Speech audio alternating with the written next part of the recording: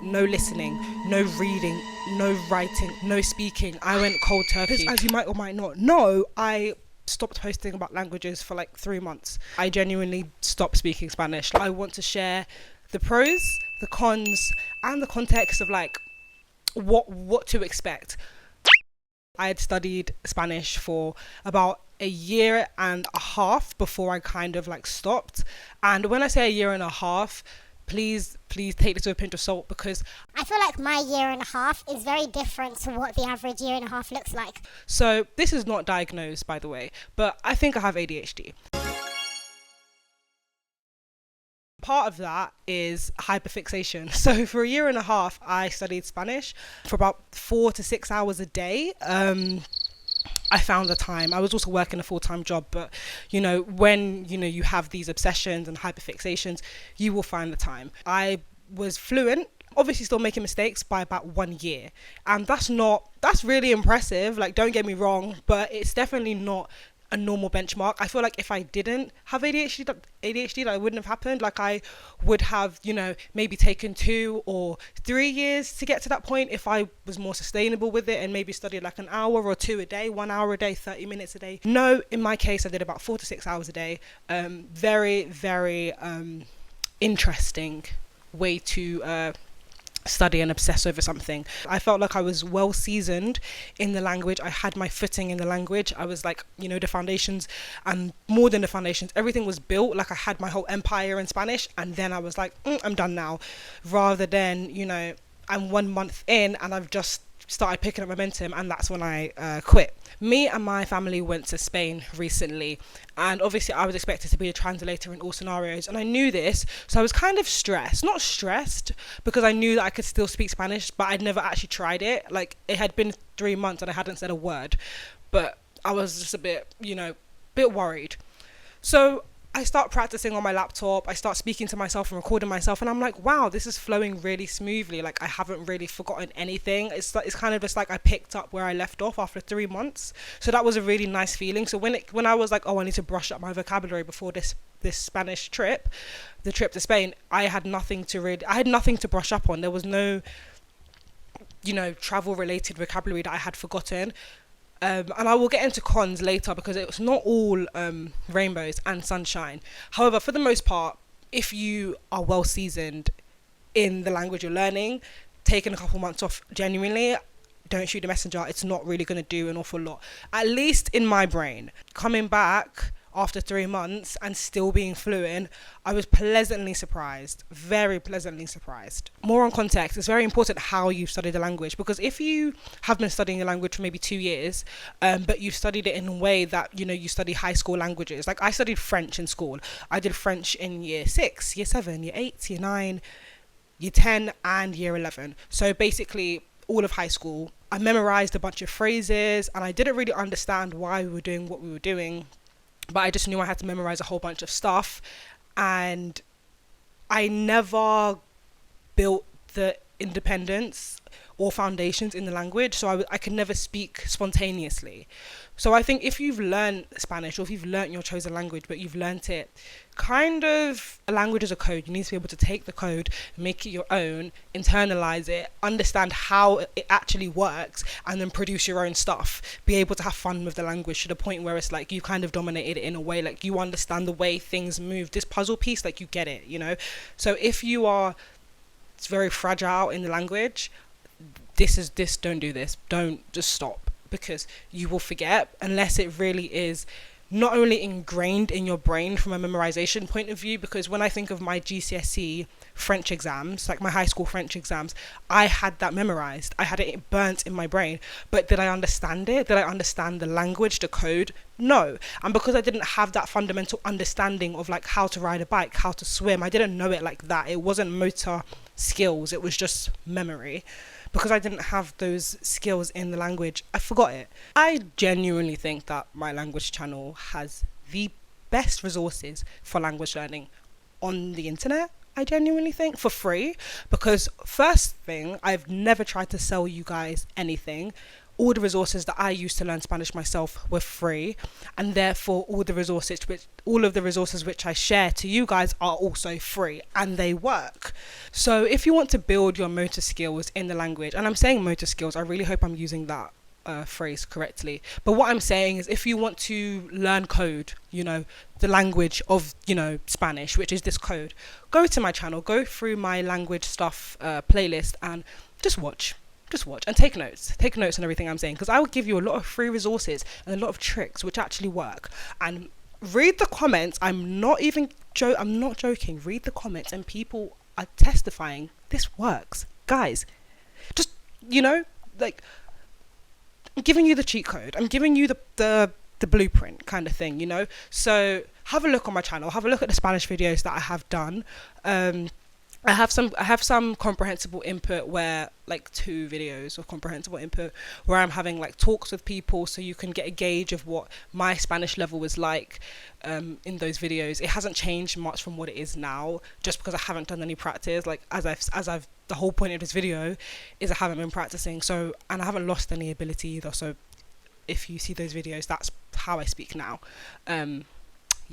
The benefits and the drawbacks of not studying your language for an extended period of time.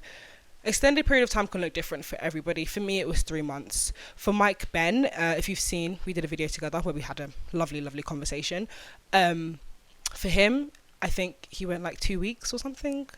And I think when I watched his video and he said he hadn't practiced Spanish in like a couple weeks, and I was just thinking, I thought I was cooked. I was like, Beatrice, if he's saying that he hasn't studied in a few weeks and I haven't in a few months, I wonder how bad I'm going to be.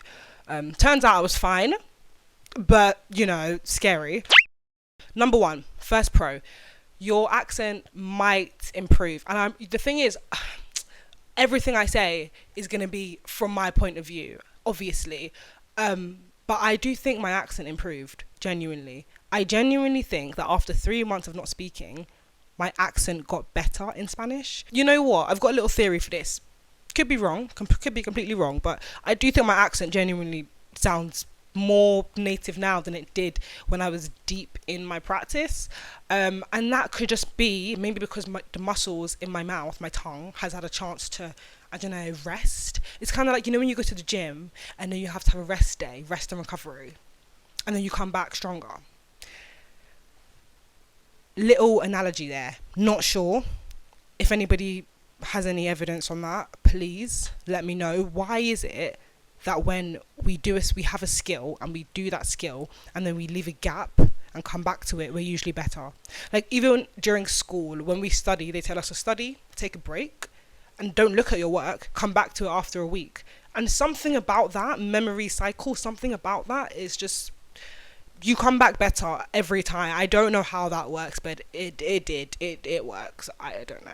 My fluency, hallelujah, my fluency has improved. And I don't have to think as much about what I want to say. It's kind of like, it's just in the reserves. It's in my subconscious. Do you know what I mean? It's pushed far back into the depths of my brain, and it's just there. It just exists. It's like foundational in my head.